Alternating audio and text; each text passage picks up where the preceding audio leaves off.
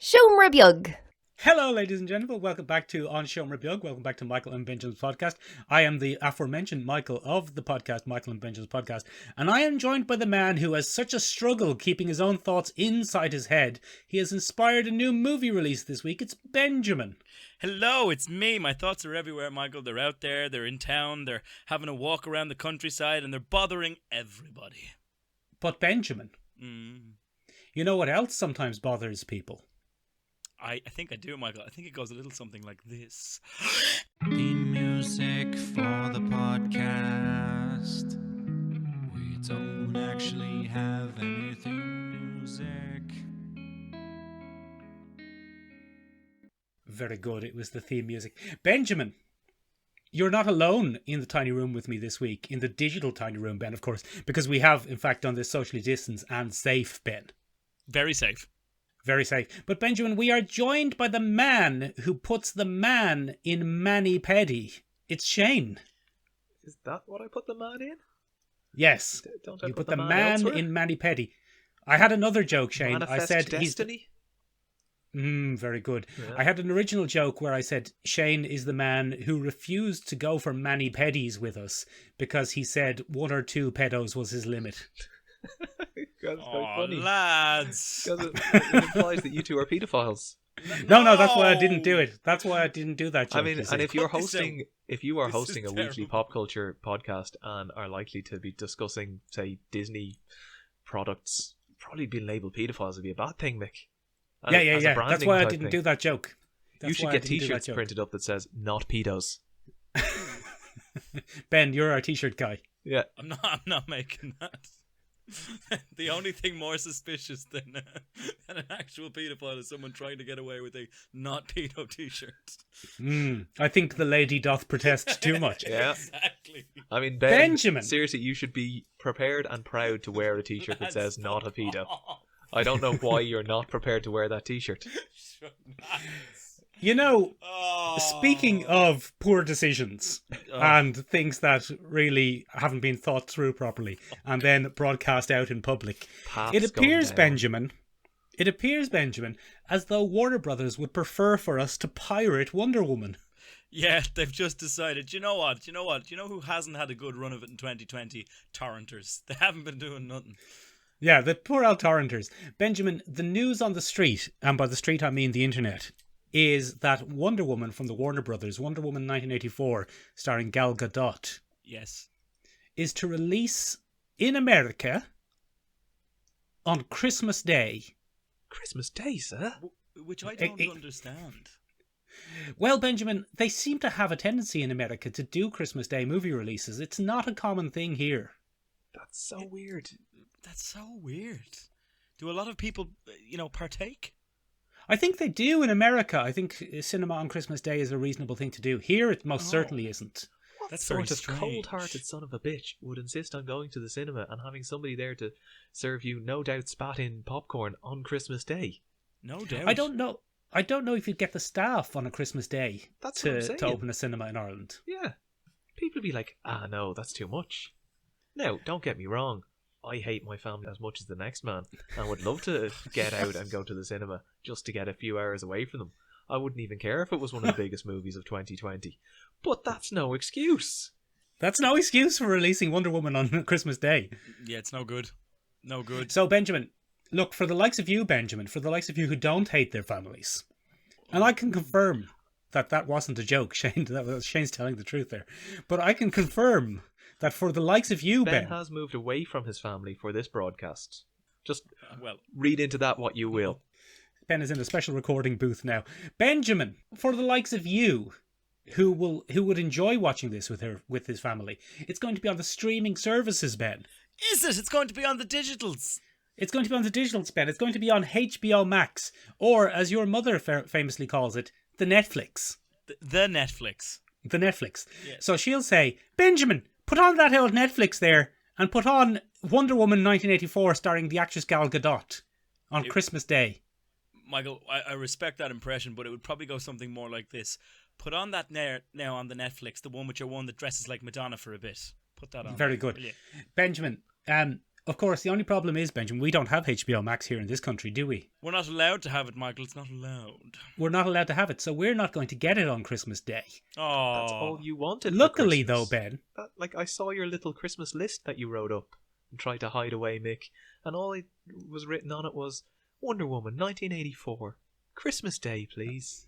it was so sad. That's all I wanted, my whole little hopes and dreams.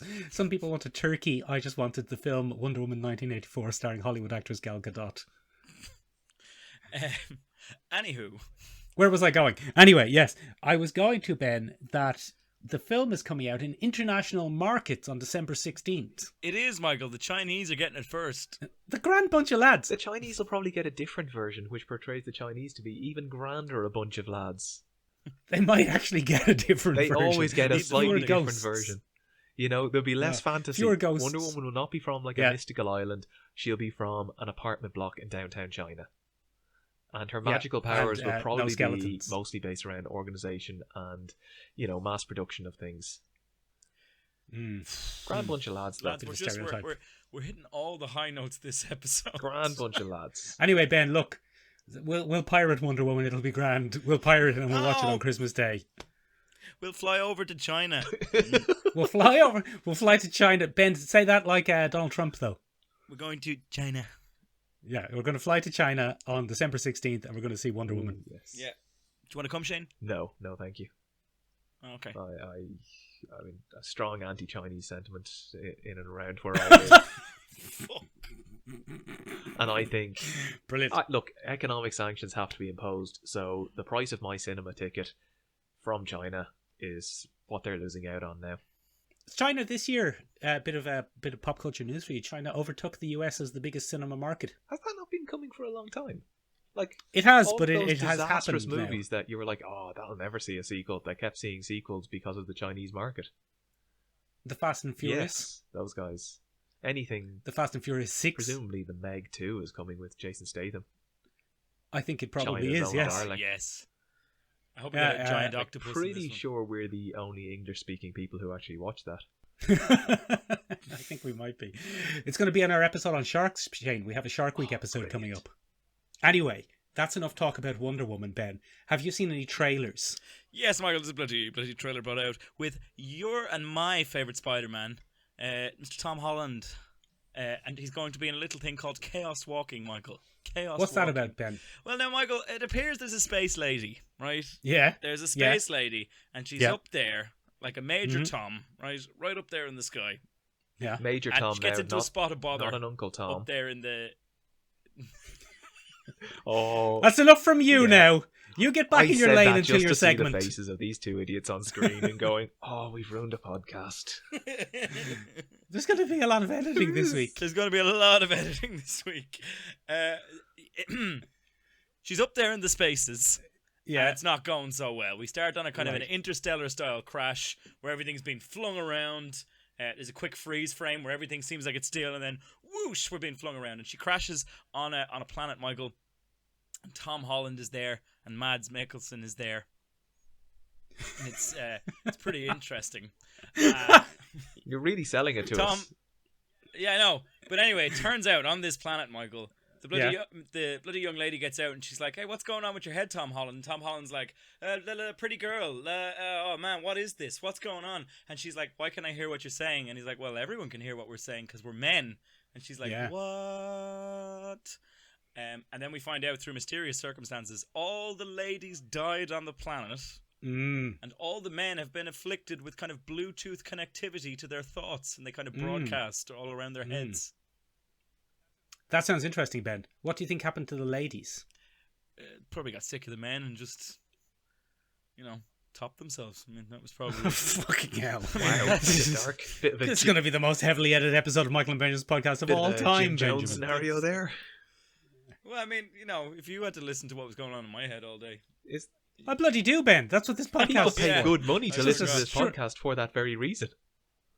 Yeah, it's a stream of consciousness. Tom Holland is going to play me in a movie. But yeah, it's an interesting looking thing. There's a bit of space travel. There's a bit of chaos. There's kind of a tribal order running on the planet. Mads Mikkelsen is wearing a big furry coat. He is, and a hat. Yeah. I think he had a hat. He has a Crocodile He might have had a Dundee hat. style hat. Yeah. Benjamin, Yeah. it is interesting though, isn't it, that, it's probably some sort of manifesto around, I don't know, feminism, women's rights, or, some sort of sexual relations sort of thing, relations between the races and genders. Is it Well, not I a think- bit go on. like True Blood when Suki could hear everybody else's thoughts? I don't think so. I think it's the opposite, because it's not one person who can hear everyone's thoughts. It's everyone can hear each other's thoughts except one person. Yes. Yeah, which is really irritating. Well, That where was I Bill was the going, Vampire. Ben, was it's very interesting on this discussion of a film which is probably about the nature of intergender relations in the human species. More that than you have likely. described the cast as Tom Holland, Mads Mikkelsen, and some girl from space. Not one of the world's most famous women, Daisy Ridley. Yeah, no, that's on me. That's on me. Yeah, no, What's that's on me. What does that say? What does that say about what's going on? Not a whole lot in my favour, I'll tell you that much. Yeah, so speaking of toxic masculinity, I'm fairly certain that's going to be a prime theme. And yeah, that's going to be good, isn't it? When people hear this and have it confirmed for them that I'm just a monster. Yeah, just a monster. Some girl from space. Yeah. Girl from- I It's did- Daisy Ridley, Ben. I The didn't most famous girl from space. She's been in space Is she? before. Surely Sigourney Weaver. She's- Surely. Nah. There's an entire generation wouldn't know Sigourney Weaver from space. Yeah. Who are you suggesting is the most famous girl from space, Shane? Daisy Ridley. She's been in space Yeah, recently. yeah. It's been, Yeah, she's the most recent been famous girl years from since space. Sigourney Weaver was in space. Hmm. I think Sigourney Weaver was in It's space a- pre-Ben. Yeah. I thought, Yeah. when was Aliens 3? Oh. I don't know, but no, it was 1990 something, wasn't it? 93? Yeah, I think that was post-Ben. That's in the post-Ben era. post-Ben. I suppose the other famous girl from space is Cara Delevingne. Yeah. She's always in space, isn't But she? some of those have been- Valerian. Oh, that was shite. And Valerian. Yeah, she was in Valerian, I believe. Yeah, that one with the City of a Thousand Planets. Valerian. That was Valerian, so yeah. bad. What's his face was in it? Some man from space. There. Yeah, what was his name? Dane DeHaan. He played the character Valerian In the film Valerian. So bad. in the film Valerian. So bad. Let's bloody move on from this bit. Yeah, go on. Shane, do you have any bugbears you'd like to air? Any Every grievances? Monday morning I get up and I download the podcast and I listen to it on my little commute. Every Monday, you fuckers don't cover the things that I want covered. Well, now's your Yeah, chance. Most recently, you have not addressed the return to the small screen of All the Polar Bears Wear Hats. Or His Dark Materials, as the listeners might know it as. That's the film with Nicole Kidman where she plays the Frost Queen from Narnia. Ben? Yeah, and Daniel Craig has a real tough old time. Daniel Craig wasn't the worst thing about that. Everything else was the worst thing about that. What I genuinely thought you were talking about when you pitched this for the opening notes of the podcast was the Coca-Cola ads. And I was like, I don't see what relevance that has to us. Do the Coca-Cola ads, do the polar bears wear hats in those? I No, mean, don't they think probably have at some point. It's it's probably a fair guess. Shane, I'm assuming you've been watching His Dark I Materials. have. I love His If- Dark Materials. It's one of those books that, really affected me when I first read it. Because Philip It's Pullman is they're- fucking mental. They're big. Oh, Those they're are big so books. I mean, who They're writes so a book hefty. that big and hefty for a teen audience? And yet, bestsellers. Oh, excellent. And not your New York Times bestsellers with your Nah, 75,000 copies With sold. your This trash. is, this is your international bestseller list. Yeah. Like, pretty hefty kind of gig. And, just to spoil it for everybody, everyone on it ends up unhappy in this, which is brilliant. Oh, I like the sound of You that. don't write 3 books and then turn it into an excellent miniseries with the promise that everybody just ends up a bit unhappy without having something in the middle there to keep people coming back. It's a great series of books.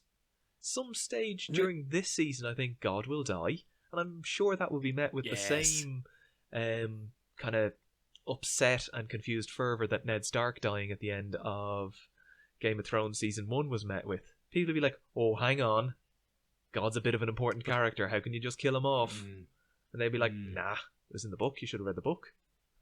Should have read it. It's Shane, it's in the book. I wasn't terribly impressed with the film version of the book. All the polar bears have little hats on.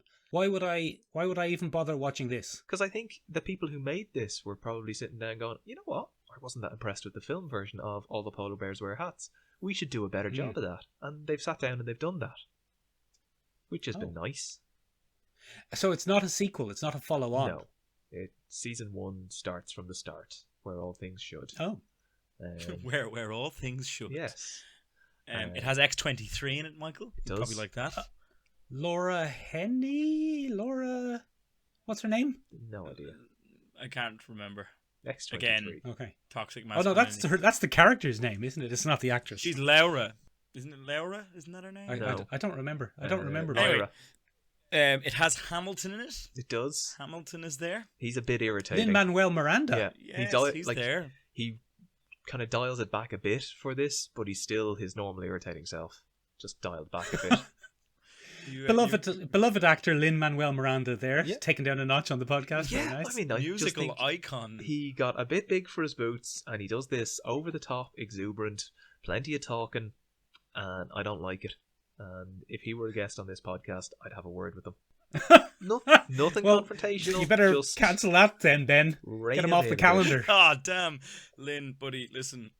Look, we would have had you on. But it turns out that infectiously charming, exuberant personality that has won you acclaim across the globe has had you direct and star in multiple Broadway shows. It's just. I mean, Ben kind of finished that with direct and star in multiple Broadway shows, as if that's something you'd tell your family about at Christmas. That is something I would be ashamed of.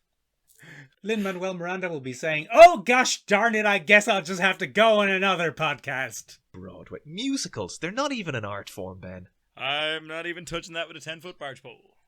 Yeah, let's leave musicals alone. Shane, I see, that you're really quite suffering from COVID isolation because you've essentially come on the podcast this week to release your rage. So enraged. We should have retitled this episode, "What Does Shane Hate?" What should you be ashamed of? That's what I'm calling this episode. So, speaking of things that Shane hates, Ben, Yeah. this week, why don't you tell us what the bloody topic of the week is that we're going to cover? Just before we do that, I came up with a better name. It's called Shane and Anger. It's pretty good. It's pretty solid. So yeah, this week's episode, Michael, you sent a text round to the Sean Rebuild group WhatsApp that we have. Yeah. And you said, "Lads, do you ever listen to Biggie Smalls?" And me and Shane said, "Of course we do. Of course we do. Big into West Coast gangster rap from the 80s. Of course we do. We were born in the streets, man." And yeah, so then you went, look, lads, it was all a dream. Right. And then you basically told us that we had to watch a bunch of TV shows because you wanted to do an episode on dreams. Yeah. So what I've done and what Shane has done, if you're into correct English, is we've kept a dream journal since you sent that text into the podcast group. Right, good. And what we're going to do today, in a little bit of a change of direction, a little bit of stray from form. Right. We're going to have a round robin, which you taught me this afternoon. Well done. Taking turns, yeah. And basically, I'm going to tell you about the dreams involving the masturbating penguin. Right. And then Shane is going to tell you about the dreams of tap dancing on Lin-Manuel Miranda's head. But I'm going to spend 20 minutes like everybody who talks about dreams explaining how it was Lin-Manuel Miranda, but wasn't actually him, if you get me. But that's going to take about 15, 20 minutes. And it was kind of like my parents' house, but it wasn't. Yeah, if you know what I mean. Like, you know the way dreams are? Yeah, you know what I mean? Ben, I'm interested in hearing, did the penguin have hands? Did it have human hands? So he has... That was the most disturbing part, Michael, is that he has huge Mickey Mouse gloves. Ben, very good. And I might be digressing here, and it might kind of take up a lot of time in the podcast, so note the time so you want to edit this out. But do you ever hear that joke about the penguin? Penguin's driving along, and his car. So the penguin's driving along, and suddenly his car just cuts out, and he's like, "Oh no, I'm a penguin. What'll I do?" But he's outside a garage, so he goes over, knocks on the door, his little flipper. Nobody can see this, but I'm making little flipper knocking gestures. Yeah. Well, he has large gloved hands in this story. So he goes over and knocks on the garage door, and out comes the mechanic, and he's like, "Oh, look, I can't fit you in right now, but leave it with me for an hour or two, and I'll have a look at your car. It'll be grand." So the penguin's like, "Grand, look, I'll go have a look around the town. I'll come back to you." Perfect. So penguin goes off, and he's wandering around town, hot day. He's a penguin, so he's feeling the heat. Pops into an ice cream shop, and again gets like a massive ice cream, sets it down in front of him, but he's got the flippers. He doesn't have hands, can't use the spoon. Oh, he doesn't have hands. So he's just shoveling it in with the flippers, and the ice cream gets all over his face, but finishes up, heads back to the garage, and the mechanic sees him. no time for pleasantries here because it's the only penguin that's come in all day. The mechanic goes, looks like you've blown a seal. And the penguin goes, nah, it's just ice cream. Hey! Jesus Christ. Right, good. That was safe for work. Anyway, what the hell are we doing? Benjamin, you were doing a bit where you were comically misinterpreting what I meant. Yeah. And then that was interrupted by a almost dreamlike joke. That was a Lynchian aside there from Shane. Yeah. So, I mean, I think we're on point. I think we're on topic. We should be grand, lads. What we're actually doing, Michael, is we're looking at famous dream episodes from TV series that we've all watched. Yes. So, Ben, I mean, there's a certain irony here because there's a kind of double confusion here. Because we're not really talking about dream episodes, are we, Ben? Well, it depends on what you define as a dream episode, Michael. Right. In general, a dream episode is one of those ones where we get to glimpse an alternate reality, and then the character wakes up and goes, "Oh, thank God, It was all a dream. You child, maybe what they day don't. is it? That's why I said it's maybe Christmas Day. Shane is just in Lynchian fucking lane over there in the corner. It's been so long. 25 Lynch Lane. So Ben, this episode came about because I've been, as you know, rewatching the classic television series Buffy the Vampire Slayer. Buffy, yeah, it's a classic. Sarah Michelle Gellar. Exactly, she's in it. And Benjamin, one of the very, very best episodes is an episode called Normal Again. Right, I don't know it, Michael, because I'm not the hugest of Buffy fans. Well, Ben, you're familiar with the whole concept where Buffy Vampire Slayer, she's a vampire slayer. She is. It's She kind loves of to all in slay the the title, Ben. I mean, it's one of those great things. Just all in the title. Yeah, it's all there. It's all pretty clear. And she lives in Sunnydale, Ben, and she's always fighting vampires and demons and whatnot.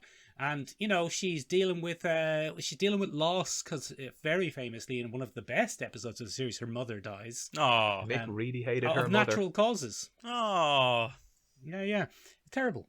And she has a motley gang of friends who are have different superpowers. One of them's a witch. Another one's a demon. Another one's like a sexy vampire man. I imagine if this was set in modern times, they would probably have a podcast.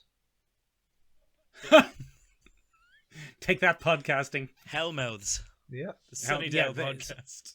So they're doing a podcast on the Hellmouth. But Ben, in this particular episode, Buffy is fighting a demon, Oh yeah, as she does. as she does. And this demon has a special stick, a special kind of little prick that comes out of his arm and extends out of his arm. And he gives her a little stab with it. Like Oh, Robocop. no. And when he gives her a little stab with it, the scene cuts away, Ben, to the actress Sarah Michelle Gellar in a mental institute being sedated with a needle. Does she want to be sedated? No, she's against it. Oh, okay, that's no good. And then the doctor's telling her, okay, now calm down. You're back with us, Buffy. You're back with us. Everything's fine. And then the whole episode, Ben, is framed by this delicious concept that her whole life in Sunnydale, her superpowers, her magical sister, her witch best friend, her ex-demon friend, her sexy vampire boyfriend, they're all figments of her imagination. Well, Because who she had among the us dissociative... haven't dreamed of having a sexy vampire boyfriend? Everybody has dreamed of having a sexy vampire boyfriend, especially Stephanie Myers. I'm amazed I managed to pull that name out of my head. Well done. Yeah, thank you very much. I mean, I Author- think if we author peeled of back Twilight. behind the books visible behind Mick, we'd probably find the full Twilight saga. Just kind of He's cover those dressed up it up there a little with bit. comics and Neil Gaiman, and yeah, but it's all Stephanie Myers right behind him. It's all Stephanie Myers behind it. The host is my favourite. Anyway, what was I saying? That was a great Stephanie Myers joke, which neither of you have appreciated. I appreciated it. Her less famous book. I didn't even know she'd Yeah, it's written her- other books or was allowed to write other books. Yeah. Yeah, well, look, I'm doing some great work here, and I'm underappreciated in my time. What was I saying? You were saying, Michael, that her sexy vampire boyfriend is a fiction. You were saying that you loved this episode of Buffy because it reminded you of Sucker Punch, your favourite movie. Sucker Punch is my favourite movie. I like I the know. style.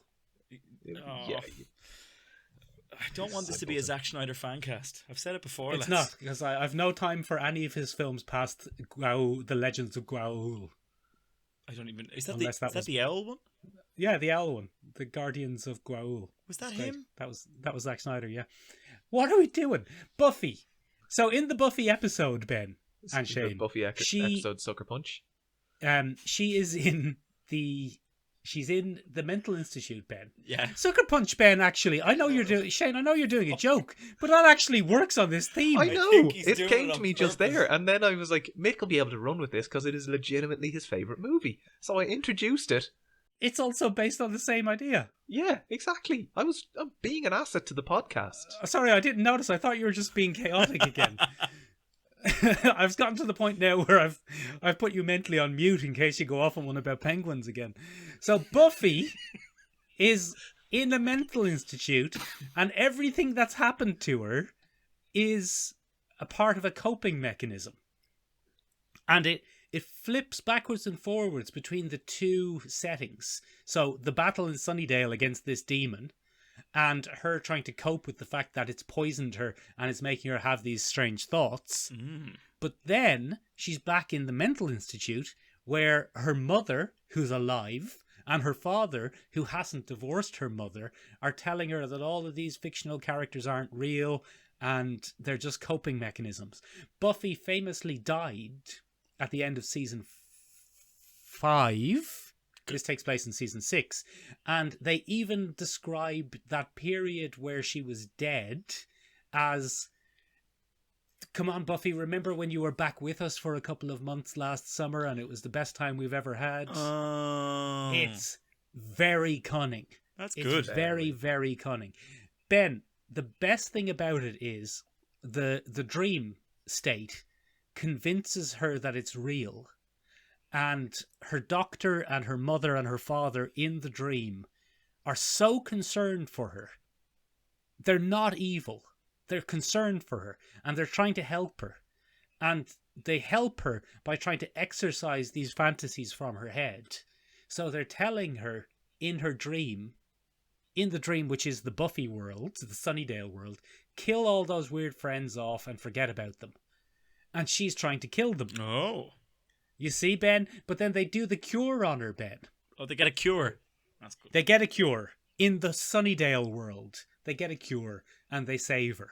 Oh, that's good, isn't it? But, Benjamin, Oh, no. here's the twist. Oh, no. There's always a twist.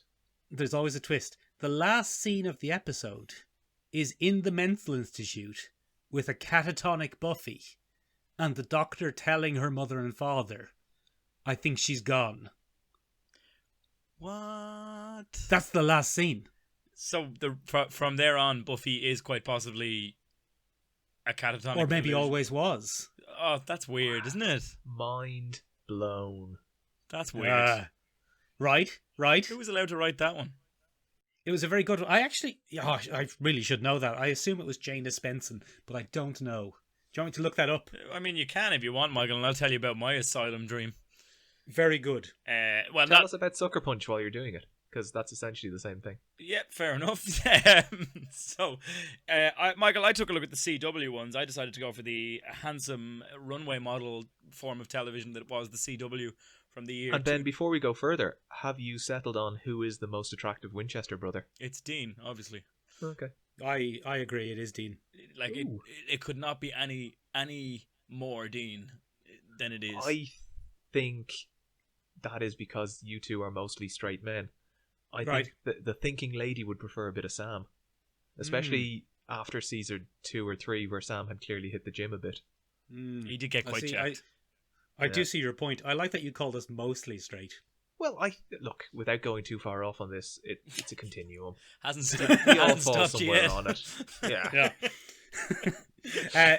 Anyway, Diego Gutierrez was the writer of the episode Normal Again of Buffy the Vampire Slayer. thank you very much, Michael. So Very good. it would seem that there's something of a convention, or perhaps Buffy is the one that inspired all of this, because I think it probably is, that mental asylums and dreams and superpowered beings is a thing. So when we have a Right. dream, an induced dream state, Michael, apparently we go to an asylum and have to question our existence. That's a thing, because I watched Smallville. Oh, one of your favourites. It actually was once upon a time, believe it or not. Yeah. And Smallville, there's an episode of Smallville called Labyrinth. And in Labyrinth, Michael, bloody Clark Kent or the Blur as he's become known in Smallville. He's up there and he's mending something in the barn because he's a good old farm boy in Kansas. So Shelby the dog is there, and Shelby starts going off, just barking away. And Superman, with all his super senses, doesn't have a fucking clue what's going on, but the dog knows. So the dog goes bananas, and it turns out that there's a being, and something rushes at Clark from the darkness, and then he falls over and wakes up in an asylum. Oh, very good. And he's in the middle of a group therapy session, Michael, and he's being told that he has all these delusions about another planet, and you know, and he's an alien, and he has super strength, and obviously in this world, in Asylum world, he doesn't have any powers, Michael. Obviously, yeah, like Buffy. Yeah, like the Buffster. And what happens is, it's not dissimilar. He's tried to there's an attempt to convince him that the asylum is the real world and that he should simply undergo the treatment to come back to the real world. You know? Exactly like Buffy. Exactly like Buffy, Michael. And it's done in a very insipid way. Much the same, Michael, as Buffy. Dangled in front of him is Lana Lang as the character, Katie Crook. The opposite as well. Lana Lang is the character's name. Lana Lang is the character's name, and she's there and she's saying, but Clark, if you only look after yourself and undergo the procedure, we can be together. Oh, that's what he always wanted. And that's what he always wanted in season 2 of the... He'll probably think that until he gets married, and then he'll think he wants something else. Shane, this is not the platform. Shane, this is not the platform. So, Shane's wife clearly is not listening. So I know my wife hates this podcast. Aw, that hurts. That's why I feel confident that I can come on and say pretty much anything. She might listen to support you. No, hates it that much that she wouldn't even listen to support me. I mean, fair. Yeah. But anyway, the really insipid thing is, she kind of does this thing where she's like, I mean, come on, Clark, do you really want to go back to the life where your arch enemy is dating the love of your life and there's a new crypto freak every week, and it just sounds very stressful. So it's very clever, Michael. It's very clever. The kind of denouement of this particular episode is Clark strapped to a table by two strapping young men. In the Winchester Boys. The Winchester Boys. It was the first Supernatural Smallville crossover. Right, good. And it was the Winchester Boys, and they strap him down. And there's a drill that's going to be placed in the side of his skull. But in the end, Michael, he hears Shelby the dog barking outside of this experience. Right. And then he goes, "Oh, that's Shelby. I'm still in the barn." And he gets a surge of strength, and he beats up everybody, and he strangles his doctor, who turns out to be an escaped Phantom from the Phantom Zone. Oh. That's what it was all along. And then noted Nexium member, Alison Mack, comes in and says, "Clark, are you okay? Yeah. Would you like to come to a meeting? Would you like to come to a meeting with me?" With me. And having watched that episode, Michael, I then went down the Smallville podcast rabbit hole, because Michael Rosenbaum, who plays Lex Luthor on Smallville, has his own podcast called Inside of You, and he frequently interviews all the previous cast members of Smallville, except for Alison Mack. And every episode Obviously, now, the question is... She's the one you want to hear from. Every episode now, the prime question is, did you know that Alison was acting the bollocks? And everybody's like, no, it was such a shock, no. And then you kind of also get the sense that everybody kind of knew and was just kind of like, leave Alison to her thing. Leave Alison to her weird cult. Yeah, Don't drink any open bottles she hands you. Yeah. So, that's the dream episode in Smallville, Michael. Ben, that sounds terrible, because there's no greater meaning behind it. None. There's no mystery of whether it was the real world. None. And he doesn't overcome it through any particular strength of character or strength of will, or just hears a dog. Yeah, he hears the dog and has a bit of a doubt. Yeah. He's literally a doubting Thomas. I'm not mad for it. Well, he's Clark. No, but he's Tom Welling. Oh, very good. Yes, he is literally doubting Thomas. That's actually quite clever. Thank you. So yeah, it's probably a weaker form of that convention, Michael, because there is no strength of character or will involved. So Benjamin, you've said that it was probably Buffy that inspired all of these, but Shane has come to the table, and I hope to God he's going to talk about the thing we agreed he was going to talk about and not go wildly tangentially off topic.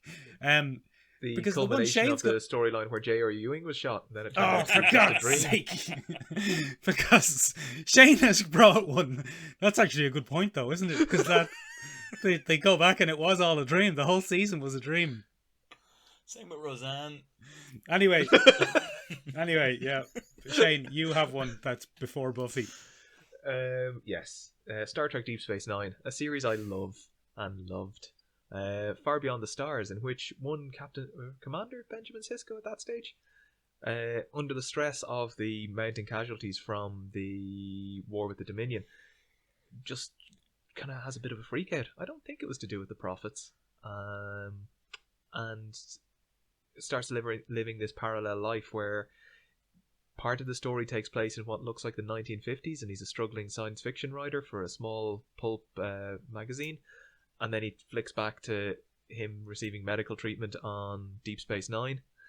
The whole point of it is just racism is bad. Do away with it. That's what I'd say. Just do away with it. I mean, how are we still having to debate this? Yeah. You know? At least there's a clear message to yours. Tom Welling learned nothing. Yeah, I mean, I don't think this particularly advanced the plot of Deep Space Nine. But this was back when everything had 24 episodes and you could lash in a couple that just wandered off on a tangent. It was my style of podcasting, just random tangents going every which way. Yes. And I think Shane, he ultimately ends up in an asylum, but it's not Hey! through any strength of will that he comes back. He just sort of gets over it. He's in the asylum and is like, oh, that's shit. And then he comes back to Deep Space Nine. But I'm not sure. I suppose it does happen in mix. I'm not sure with Ben's example. Do all of, like, especially with Star Trek, all of the characters just take off their makeup and play different versions of themselves? oh, very clever. Yeah. So I love when that happens. yeah, it's great. I love seeing actors who step outside like the role that is essentially their defining role and do a funny accent or a different voice or something like that, just to kind of go, oh, we're actoring. Yes. There were a couple of late season episodes of Xena Warrior Princess and Hercules Legendary Journeys where they were set in the present day and the cast of the shows played the writers and crew of the show. Ah, brilliant. Yeah, that's what you want. Nice. So that's what's happening with Far Beyond the Stars. Like, Odo is the magazine publisher. Kira, Miles O'Brien is a stuttering writer who can't quite finish a sentence. Kira's a moxie-filled woman writer. Dax is kind of an airhead secretary. You know, they all get to... It was just... Look, I'd say it was just like a bit of fun on Star Trek Deep Space Nine set. No painful hours getting into makeup. No wandering around pretending you're into blood wine and ridiculous things like that. Let's just go in and do a nice, simple episode that says racism bad. Yeah, get rid of it. Get rid Solid. of racism. Yeah. No good. Shane, is there any hidden implication that this could be the real world and Deep Space Nine is the fantasy? No. Okay, well that's ruined my link. I mean, the closest you get to that, at the end of it, he's talking to his father aboard Deep Space Nine, and like he's very much back in what is accepted as the real world and progressing along with the story. And then he stands up but he's at this stage he's pontificating about maybe there is this guy out there writing these stories and we're just a figment of his imagination. And he walks over to the window of the space station and you see a reflection. But I don't think it's given to mean that it is the situation, that this isn't the real world. It's just Sisko being a bit pontificatey. Maudlin. Yeah. I mean, so I watched the other late 90s Pretty Girls Fighting Evil show. And I tell you what, by God, I mean, it has not aged as well as Buffy, let me tell you. Let me tell you something which way. I watched an episode of the television show Charmed. Oof. I don't know if you're familiar with it. It's about 3 witches, and they have the power of 3. oh, it's awful. It's terrible. See, it hasn't aged as well as Buffy, but at the same time, it wasn't as good as Buffy to begin with. So maybe it has aged better. Possibly, yeah. It's not as good as Buffy, and very easy to think of it as a Buffy knockoff. But it was already in production when Buffy came out. It only came out half a year after Buffy the Vampire Slayer. So they are products of the same time. Oh, But- Hollywood. You all go to the same gym or something and just stand around in the showers chatting about what storylines you've got coming down the pipeline. Sexy magic girls fighting evil. Yeah. Great idea. I Um, might do a Sexy Magic Girls show. But this Sexy Magic Girls is no use. It has none of the artistry of Buffy. So, in this, Ben, the source of all evil, who's played by a Scottish man, Oh, excellent. Those decides that Scots. he Is it he Sean wants the Connery? power. He wants the power of 3. So he needs to kidnap one of the sisters and use her desire to have a child to be able to get inside her mind and convince her that she wants to give up her powers. So there's the 3 sisters, Ben. There's Alyssa Milano, Ah, yeah, classic. who famously has a spaceship named after her in Guardians of the Galaxy. She does. Also, she was in Commando with Arnold She was in Schwarzenegger. Commando, yes. Was Commando not... Was that... Yeah, it was. You're right. Sorry.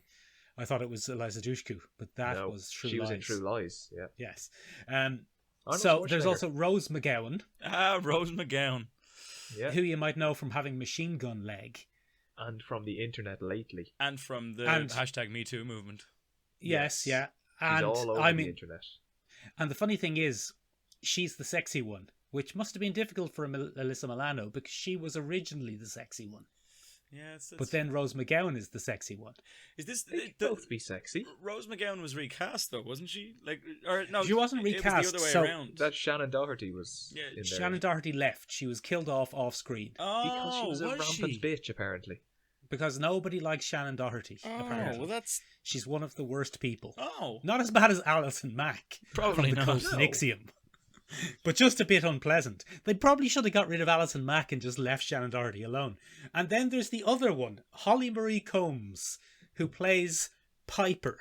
I'm doing air commas because it does have air quotes in the show. So anyway, Piper is the one he chooses because she wants to have a child, and her desire to have a child in a normal life is a way for the source of all evil to drain her power. So she's attacked and she gets knocked down. And when she gets knocked down, she wakes up, Ben, in a mental asylum. Oh, for fuck's classic. sake! And all her friends and family are there playing different characters. So her boyfriend, whose name I cannot remember, he's the doctor. Leo is his name. yeah. Leo's the doctor, and he works in the hospital. But the hospital is her house. So they didn't even spring for any new sets. That's weird. Did they paint Yeah. it white at least? No, it's just their house. And did they And they explain even- why there's? They explain it away by saying your name's not even Piper Hallowell. This is Hallowell Home for the Mentally Unstable or whatever. And Oh, these 2 women who you think are your sisters are just your roommates. But in Buffy, when they did it, right, it What? was never clear which version was real. But the whole time in Charmed, there is no sense of danger, confusion, urgency. Piper just goes, yeah, right, whatever. I don't believe you. And she maintains that for the whole episode. no doubt. No doubt in the world. And it keeps cutting back to the source of all evil, holding his hands over her temples Oh. and telling his sexy assistant, who is my new favourite 90s television character, and telling her, I've nearly convinced her that it's real now. Oh, it's absolutely dreadful. In the dreams... Where in this... How many seasons in are we at this stage? Season 4, episode 7. Oh, so The they've gotten episode is past that annoying bit where they used to end every episode with "the power of 3 will set you free" or whatever. Yeah. So Yeah, they're actually... it's in the page. It's in the page. Is Paige Rose McGowan's character's name? It's in the I have no Page idea. era. So, hang on, just completely apropos of nothing. How did they replace one of the 3 sisters? Is it just the sister with a new Stepsister. face? Or No, she gets Stepsister. killed okay, off screen, okay. and then the very next episode they discover they had a half sister the whole time. What a load of bollocks! Oh, it's supernatural-esque levels of tomfoolery. Yeah. But Benjamin, my favorite thing about the whole thing is in the mental institute. They're in blue scrubs, obviously. But Rose McGowan's character, Paige, who is introduced as the sexy one, is in a sexy mental patient outfit. Now, Ben, I don't want. We're not. We're talking about the representation of this nonsense in pop culture here. So I'm not saying anything about people who have mental illness and need to go to hospitals. But they don't wear off a single shoulder, belly top mental patient outfits. They certainly don't. They don't, Ben. And there's Just some quick show sense of hands, who here has been in a mental hospital? No one. So we can't really speak for sure, but we're No, we can't. assuming they don't. We're assuming that they don't. And if they do, they don't only give it to the sexy ones. The ones who look like me would be in the same outfit. With a strap hanging Hairy off one shoulder. Hairy shoulder hanging out. It would be equal opportunities. It's terrible. It's everything wrong with having the idea of the Buffy episode and completely missing the point. You never believe it might be true. There's no sense of danger. Piper, when she's in the mental institute, she's so sarcastic and dismissive of the whole thing. It's dreadful. Wow, that sounds... Get rid of it. It's in my top 5 things to get rid of, along with, as we discussed earlier, racism. Yeah. Again, solid Good. call. Well, Yeah. Michael, from one set of siblings fighting evil to another set of siblings fighting evil, I watched also the Supernatural episode where bloody Dean has an old dream. The Winchester boys. What could be and what is and what should never be. What is and what should never be. The Winchester boys go on a little hunt, and this is back in the day when Supernatural didn't really lean into the kind of kitsch humor vibe that it is now famous for. What season are we in with this? Season Is it 2, before episode... Oh, so in their heyday. Oh, in their yeah, it's right in there in the early days when the monsters were full of menace and the boys might die every episode, and And that And they was could've- a danger rather than just a thing they had to get resurrected from. yeah, exactly. And they could afford the rights for classic rock music. Yeah, Oh, so yes, Kansas remember was that. allowed to play at the end of the season finale each year. Yeah, but they had classic rock in some of the episodes. They did. As well. They had night missing moves. from the DVD box sets. Benjamin, one of my favorite bits of Supernatural trivia. Excuse me. Interesting. Yeah, they Excuse me? didn't maintain the rights to a lot of the classic rock, so they had to put in like close enough parodies of it. Wow. Some guy with a guitar just wailing away. Yeah. No good. Anyway, this episode is quite good, Michael. I quite enjoyed it. So, Michael, in this particular universe, the thing that does it is, again, in a very Buffy-esque way, Michael, the boys are on the hunt for a gin. Oh, And a gin and tonic. A gin and tonic. for the boys. They're absolute lushes, Michael, and they're heading out for a bit of sauce in the town. Sammy, Um, I'd murder a gin. Sammy. G&T. Sammy, Don't forget the mint, Sammy. I need a G&T, Sammy. I swear to- Juniper berries. I swear to Christ, Sammy, if you go heavy on the tonic. Yeah, so... Dad always loved you more. My boys. Sammy, I love both of my boys. Get your brother G&T. They're erring dangerously into Rick and Morty territory there, but... Put a little umbrella into the bitch. Sammy, you should hit the gym. A lot of women don't find you sexually attractive.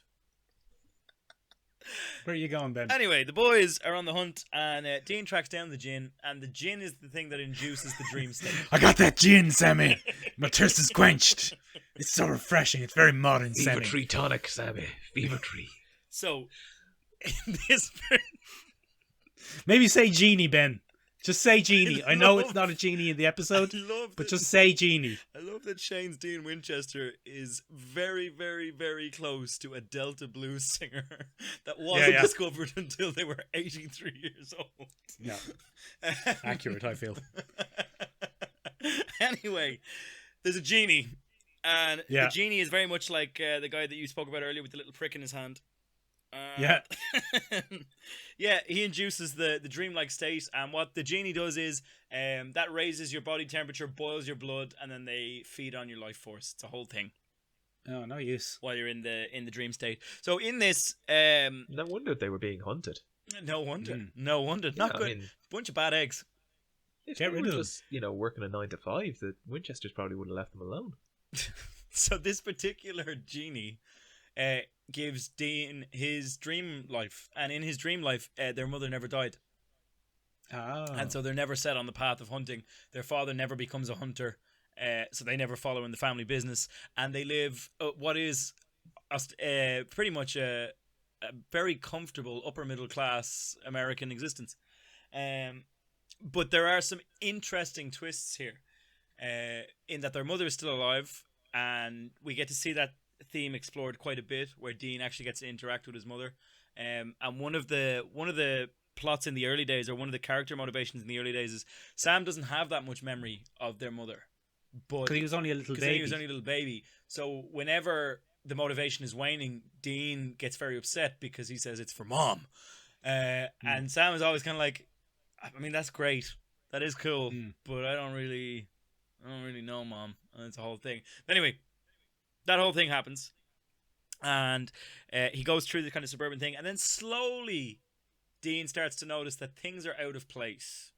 For example, the relationship he has with Sam is really, really rubbish, because they never bonded over hunting. They don't have that experience. So, and being neglected by their father. Yeah, so they don't have that trauma bonding together. They don't have that brotherly link together. And to be upset that you don't have deep-seated psychological issues is probably a bit not a great reason to kick against your therapy. Well, we'll probably get to that in a second. You're going to enjoy this, Shane. So, good.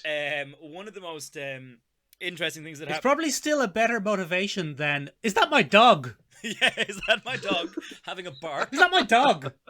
Is this a dream? Is this Is this a dream? Did I hear my dog?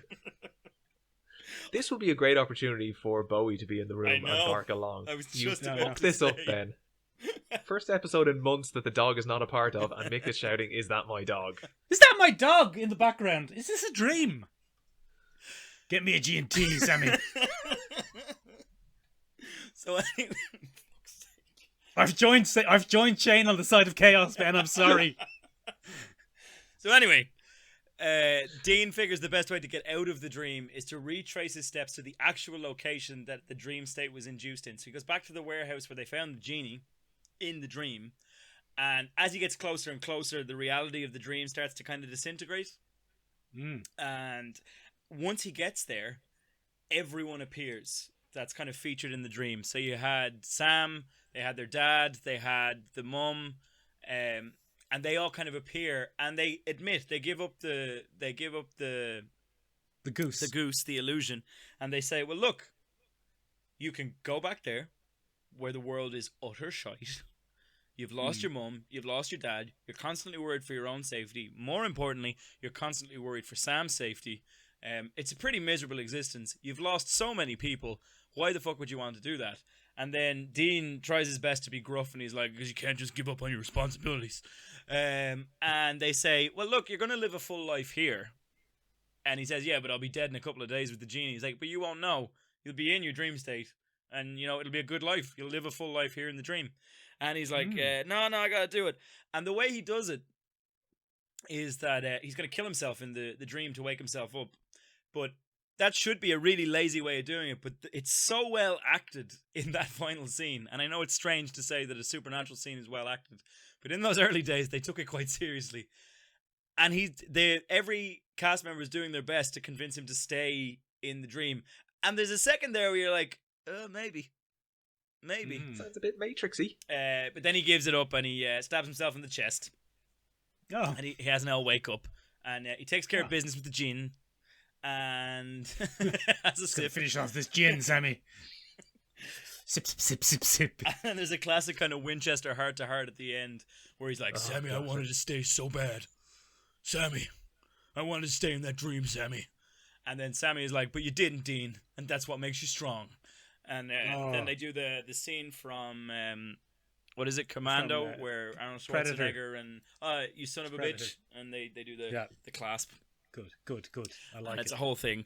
And then the Jinn make a secondary appearance, Michael, a couple of seasons later. And it turns out that the Jinn don't just give you good dreams. It depends on the species of Jinn. Uh-oh. And if you get another one, they give you your worst nightmare, because they feed on fear instead. And there's a whole horror episode based on zombie kind of Call of Duty. It's weird. Okay, cool. Not as good. Okay, I won't watch it then. Yeah, but watch the first one. Very good. Yeah, Shane, do you have another one? Very Yes. briefly, Shane. We're getting light on time here. You asked, well, I have come completely unprepared for this one, so I won't waste your time with it. You asked me to watch Stargate Atlantis. Now, I didn't watch any other episode of Stargate Atlantis since it was first commissioned, so this was the first ever episode I watched. So, yeah, it was fine. So what are the differences between the real world and the dream world? I don't know.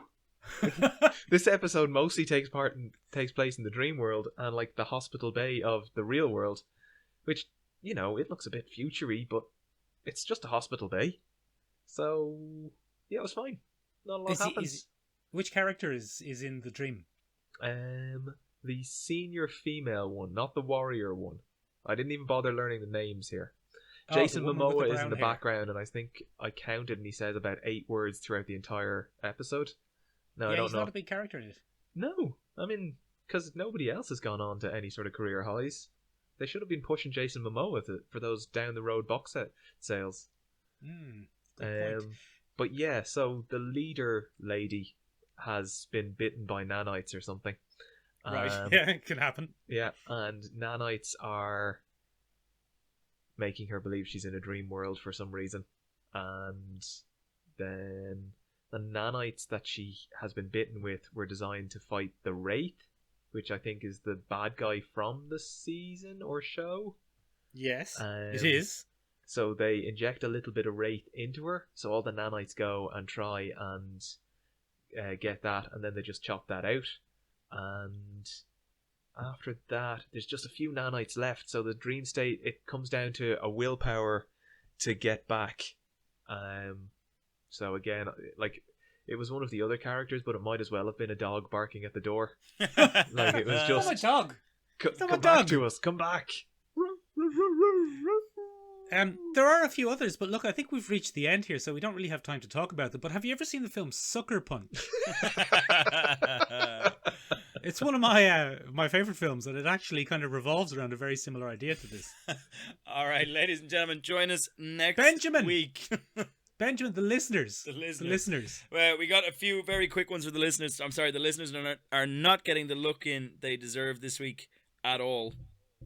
But I'll go through it anyway because it's important. To any of the listeners out there, just keep staying the course and eventually you'll be brought on as a special guest. Thanks, pretty much true at this stage. Thanks, Shane. So, OG Glop of the podcast gave us a shout and said, Bouncer's dream in Neighbours. Neighbours. I'm familiar with it, yeah. Everybody needs good neighbours. It's important. And it's an episode through the filter of a dog's dream. Well worth a watch. I like this.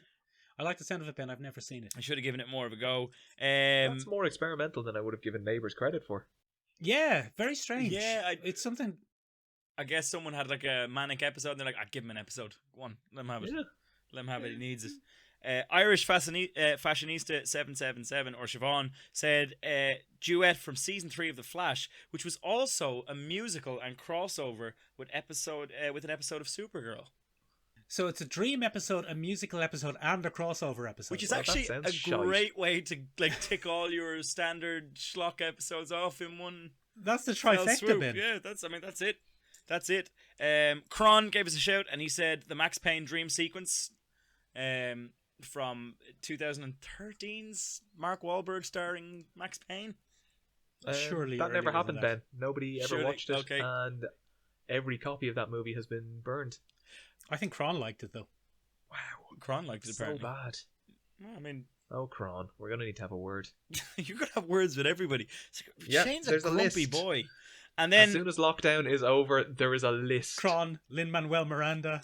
Very aptly for the end of this podcast, Infinity Action Figure Art said Twin Peaks with the Red Room and anything else to do with David Lynch, and the episode of Buffy where there was a dude with cheese singles. One for you at Leonard Mick. Yeah, there actually was an episode of Buffy, Ben. I think that's because you've confused the listeners a little bit into thinking that it's just about dreams rather than an entire alternate reality within a dream. But there is a Buffy episode which is famously 3 mini segments of the characters having nightmares. And there's a character in it with cheese slices. Okay, that's interesting. They're not real cheese slices, but like, you kind cheese. of get the sense that they're cheese. You know, they're green, but you still know that it's cheese. And you don't acknowledge that it's green. It's just yeah. It's just so like anyway, Join us next week, ladies and gentlemen, where we will be launching our brand new podcast that Shane is going to do called Lynch Lane. And he's just going to go off on little tangents, and you have to tune in every week and see what he talks about. It's pretty interesting. Very good. I'll occasionally just send text messages and fuck up Yeah, the audio. it's I'm going to have edited that out, Shane, so no one's going to even get the that theme joke. music for the podcast. Now I have to leave in you messing it up Excellent. so that joke makes sense. Pure chaos. Pure chaos. So, ladies and gentlemen, do you have any favorite alternate reality dream vibes that you'd like to tell us about? I like the one where Captain Picard lives a whole life on an alien planet and plays the flute. The flute. Oh, I remember that one. The planet dies. Yeah, it's not great. Yeah, It's not I like great. that one. I mean, I like that one. there was that time that Miles O'Brien was imprisoned and he was only there for a matter of days, but they implanted the knowledge of 20 years of imprisonment in his brain. Yeah, I like those. I like that Oh, kind they of were messing with good. time ones. That sounds very grim. Ladies and gentlemen, you can get in touch with us in lots of different ways. You can get in touch with us on the interwebs at www.seanreviewg.com. It kind of means tiny room in Irish. Sort of a little bit, maybe, yeah. You can find us on Instagram at seanreviewg, SEOMORABEAG. Still, same. Same. If you are in Tala and wait until about 3 in the morning when it's relatively silent and just scream really loudly, we'll hear you. Yeah, Yeah, that's that's true. We'll have the mic set up overnight so you can give us a roar. Or you can come visit us in our dreams and give us the Very ideas good. that you want on the podcast. Ladies and gentlemen, we had so much fun talking about Supernatural this week that we're going to be talking about what will now surely become one of the worst finales in television history next week on the podcast, where we look at Supernatural because it's all wrapped up this very week. Cannot be worse than Dexter. Oh, Shane. Tune No, in next I will week put money. to I find will out. put money on this. The internet is not going to be as upset as everybody was about Dexter. I'll put money on the fact What that about you Game are of Thrones? wrong. No, apparently this, and I have watched it, so I can actually back it up here and say this is worse than Game of Thrones. We're talking about it next week, Ben. Don't Talking spend about your it next podcast week. load. So join us next week. Let us know what you think of Supernatural. Did it have an effect on you, or is it just a pile of schlock with the homoerotic vibes that are probably quite inappropriate between two brothers? Later. It's all a spectrum, Ben. That's... Is that my bloody dog?